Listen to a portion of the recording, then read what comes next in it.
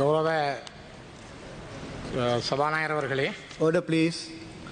නියෝජ්‍ය කතානායකතුමා සභා පුටුවට එන්න.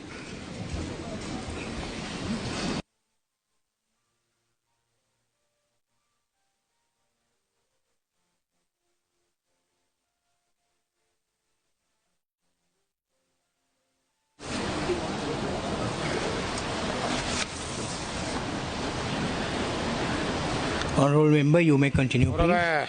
கௌரவ பிரதி சபாநாயகர் அவர்களே, 2023ஆம் ஆண்டு மார்ச் மாதம் 9ஆம் தேதி நடத்தப்பட வேண்டிய உள்ளூர் அதிகார சபை தேர்தல்கள் நீண்ட காலங்கள் இழுபட்ட நிலையில் நீதிமன்ற தீர்ப்புகளோடு இன்றைய தினம் நீங்கள் விசேட ஏற்பாடுகளை செய்திருக்கிறீர்கள்.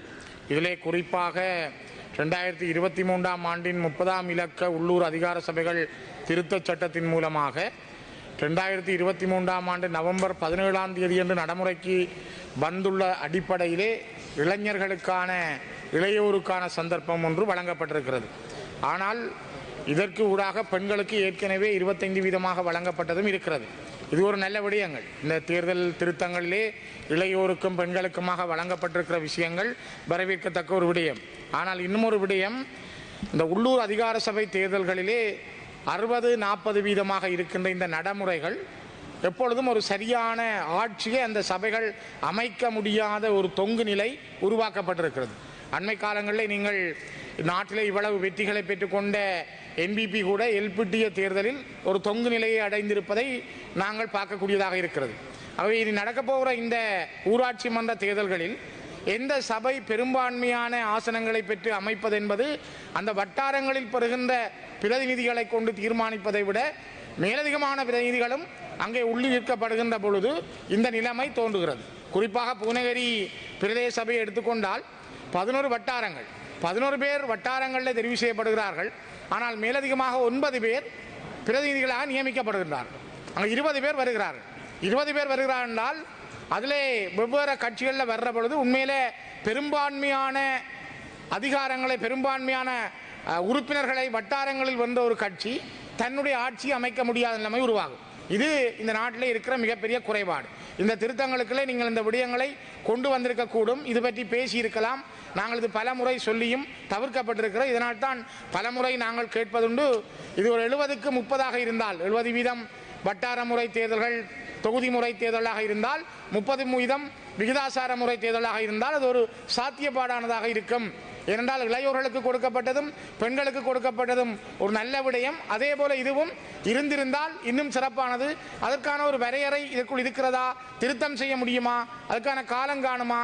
நீங்கள் நீதிமன்றம் தந்திருக்கிற 3 மாத காலத்துக்குள் தேர்தலை நடத்த வேண்டும் என்ற முனைப்பு இருக்கிறது.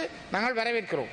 ஆனால் காப்போத்த சாதாரண தர பரீட்சை, இங்கே நீங்கள் வரவு செலவு திட்டத்துக்கான விவாதம், இதனை விட நாட்டில் இருக்கின்ற ஈஸ்டர் தினங்கள், சமய நிகழ்வுகள், இவ்வாறானவை எல்லாம் இந்த காலகட்டங்களில் வந்து போகிறது. இதற்குள் இந்த தேர்தலுக்கான பிரச்சாரம் என்பது இங்கே இருக்கின்ற பலர் தான் அந்தந்த தங்களுடைய இடங்களுக்கு சென்று பிரச்சார பணிகளிலும் ஈடுபட வேண்டும். இந்த திகதி என்பது ஏப்ரல் மாதத்தில் நடத்தப்படுவது என்பதும் ஒரு எங்களை பொறுத்தவரை நான் நினைக்கிறேன் அது ஒரு நெருக்கடியானதாக இருக்கும். இந்த நெருக்கடிகளை நாங்கள் பதிவு செய்கிறோம். தேர்தல் திணைக்களம் அல்லது அரசாங்கத்தினுடைய தெரிவுகளில், திகதிகளில் நீங்கள் கொஞ்சம் பின்தள்ளி போவது பொருத்தமானதாக இருக்கும் என்பது என்னுடைய கருத்தாக நான் இந்த இடத்திலே பதிவு செய்கிறேன். மிக முக்கியமாக இந்த ஊராட்சி மன்ற தேர்தல்களில் வருகின்ற எண்ணிக்கை, சாதாரணமாக ஒரு பாராளுமன்ற தேர்தல் அல்லது ஒரு மாகாண சபை தேர்தல்களில் 5% குறைவான வாக்குகளை ஒரு கட்சி பெற்றிருந்தால் அல்லது ஒரு சுயேட்சை குழு பெற்றிருந்தால் அது கணக்கிலே எண்ணுவதற்கு எடுக்கப்படுவதில்லை. ஆனால் பிரதேச சபைகள் இந்த ஊராட்சி மன்ற தேர்தல்களில் 5% குறைவான வாக்குகளை ஒரு சுயேட்சை குழுவோ கட்சியோ பெற்றிருந்தால் அவை எண்ணப்படுகின்றன. அவ்வாறு எண்ணப்படுகிற பொழுதுதான் இந்த மேலதிக உறுப்பினர்கள் என்ற விடயம் இந்த ஊராட்சி மன்றங்களிலே மிகப்பெரிய பிரச்சனைக்குரிய விடயமாக மாறுகிறது. ஏன் இலங்கையிலே பாராளுமன்றத்திற்கும் மாகாண சபைக்கும் இருக்கிற அந்த 5% நடைமுறை என்பதை ஏன் இந்த ஊராட்சி மன்ற தேர்தலில் அரசாங்கம் பின்தள்ளி வைக்கிறது? ஏன் அந்த திருத்தத்தை உங்களால் அதிலே கொண்டு வர முடியாமல் போனது? நாட்டிலே எல்லா தேர்தல்களுக்கும் ஒரு சட்டம் இருந்தால், அது ஜனாதிபதி தேர்தலாக இருந்தால், மாகாண சபை தேர்தலாக இருந்தால், பாராளுமன்ற தேர்தலாக இருந்தால் 5% ஆக குறைந்ததாக இருக்கிறது. ஆனால் ஏன் இந்த ஊராட்சி மன்ற தேர்தலில் ஒரு பிரதேச சபைக்குள், ஒரு நகர சபைக்குள், ஒரு மாநகர சபைக்குள் 5 வீதத்துக்கு குறைவான வாக்குகளை பெறுகின்ற சுயேட்சை குழுக்கள் கட்சிகளுடைய வாக்கை எண்ணுவதில்லை என்பதை, அதை ஏன் இந்த திருத்தமாக அதுக்குள் வரவில்லை என்பது எங்களுக்கு இருக்கிற கேள்வி. இதை இந்த திருத்தமாக நீங்கள் கொண்டு வந்திருக்கலாம். இது ஒரு சின்ன விஷயம்.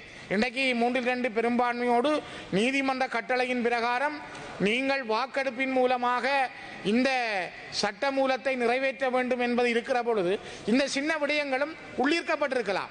ஆகவே கௌரவ பிரதி சபாநாயகர் அவர்களே, ஒரு ஊராட்சி மன்றங்கள் என்பது அடிப்படையில் அந்த மக்களுடைய வீதிகள், மக்களுடைய கழிவகற்றல், அந்த கிராமங்களுடைய வளர்ச்சி, மக்களுக்கான அடிப்படை தேவைகளை சொல்லுகின்ற ஒரு மிக முக்கியமான நிறுவனமாக அமைந்திருக்கிறது. கிட்டத்தட்ட அது ஒரு குட்டி அரசாங்கம். அந்த குட்டி அரசாங்கம் என்பது தன்னுடைய அதிகாரத்தை பயன்படுத்தி அந்த மக்களுக்கான பணிகளை சிறப்பாக ஆற்றுவதே இந்த ஊராட்சி மன்றங்களுடைய மிகப்பெரிய கடமை.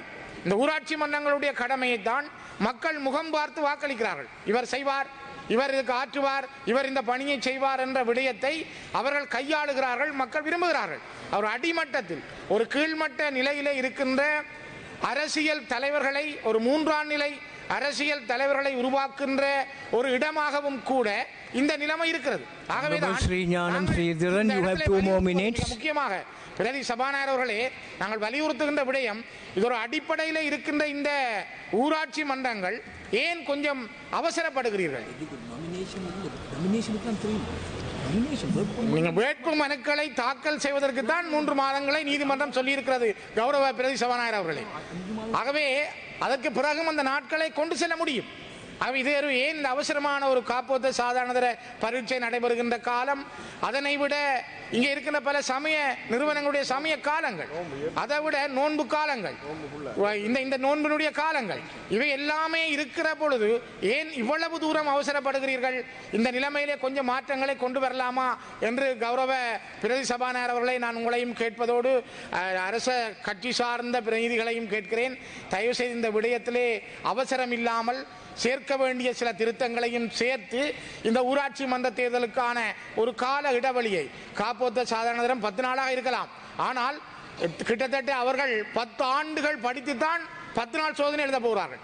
10 ஆண்டு ஒரு மாணவன் படித்த பரீட்சையை 11 ஆண்டுகள் காத்திருந்து எழுத போகிற பரீட்சையை பிரச்சாரத்துக்காக போகின்ற நபர்கள் குழப்புவார்களாக இருந்தால் அவனுடைய 11 வருட வாழ்க்கையை யோசித்து பாருங்கள். 10 நாள் பரீட்சை என்று நாங்கள் குறிப்பிட்டு சொல்ல முடியாது. ஆக இது ஒரு 11 வருட வாழ்க்கையினுடைய தொடர்ச்சி தான் அந்த காப்போத்த சாதாரண பரீட்சை. ஆக இந்த பரீட்சையிலே எழுதுகிற மாணவனுடைய மனநிலை, அதில் ஈடுபடுகின்ற ஆசிரியர்கள், உத்தியோகத்தர்கள், இவர்கள் இந்த தேர்தல் காலத்திலே சந்திக்க போகின்ற இடர்கள், இது மிகவும் கடினமானது. அதே போலதான் நாங்கள் இந்த வரவு செலவு திட்டத்துக்காக பாராளுமன்றத்துக்கு வந்திருக்கிறோம். இனி நாங்கள் திரும்பி இந்த ஊர்களிலே சென்று இங்கே ஒரு முறையான பான்மை ரீதியாக இந்த வரவு செலவு திட்டத்தில் பங்கு கொள்வதா, அல்லது விவாதங்களில் பங்கு கொள்வதா, அல்லது நாங்கள் பிரச்சார நடவடிக்கைகளில் பங்கு கொள்வதா? தயவு செய்து பிரதி சபாநாயகர்களை சிந்தியுங்கள். இது ஒரு மிக முக்கியமானது. இந்த விடயத்திலே இந்த திகதியை கொஞ்சம் மாற்றம் செய்யுங்கள். எண்ணப்படுகின்ற வீதத்தில் அந்த 5 வீதம் என்பதை யோசியுங்கள். இதிலே உறுப்பினர்களுடைய எண்ணிக்கை கூட வட்டாரங்களுக்கு முக்கியத்துவம் கொடுங்கள்.